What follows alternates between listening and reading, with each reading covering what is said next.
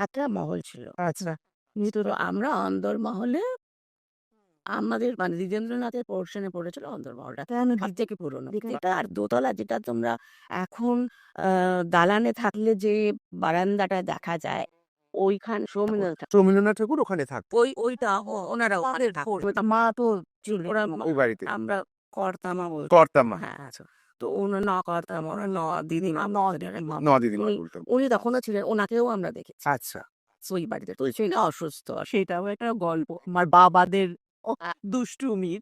বাবা আর অমিয়া ঠাকুরের যে ছেলে বাবার নামটা আরেকবার অবীন্দ্রনাথ। অভীন্দ্রনাথ। অপীন্দ্র। আর কার কথা বলছো? আর বলছি অমিয়া ঠাকুরের ছেলে। অমিয়া ঠাকুরের। হ্যাঁ। যিনি গান করতেন। অমিয়া ঠাকুর রাগ করতেন। আমরা এই দুটো পরিবারই ছিলাম লাস্ট অব্দি ওই বাড়িতে। আর কেউ ছিল না। আর তো তারা তো ছাদে উঠে কি ফুটবল খেলছেন না কি করছেন, লাপালাপি করছেন। তা খসে-টসে পুরোনো বাড়ি কিছু পড়েছে। তো কটা মা বোধহয় বলেছেন, "কি করছিস তোরা? এই ছাদ ভেঙে পড়বে। পুরোনো বাড়িতে কেন খেলছিস?" এই কথাটা তুমি তোমার আ দেবেন্দ্রনাথ ঠাকুরকে বলতে পারোনি? রিকশা চড়ে ছাদে বেরিয়ে আমাদের ছাদটার ১২টা বাজে।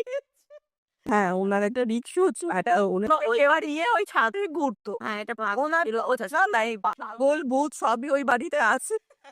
কিছু বাবার লোক আছে, তো উনি রিকশা করে ওই ছাদ মানে মহর্ষি দেবেন্দ্রনাথ রিকশা করে ছাদে গিয়েছেন। এখন বাবার বক্তব্য যে যখন উনি ঘুরে ছাদটাকে নষ্ট করলেন, এখন আমাদের বলছো? এই হচ্ছে সব। আমার কাছে কিন্তু তোমরা দুজনেই আসলে গপ্প দিদি।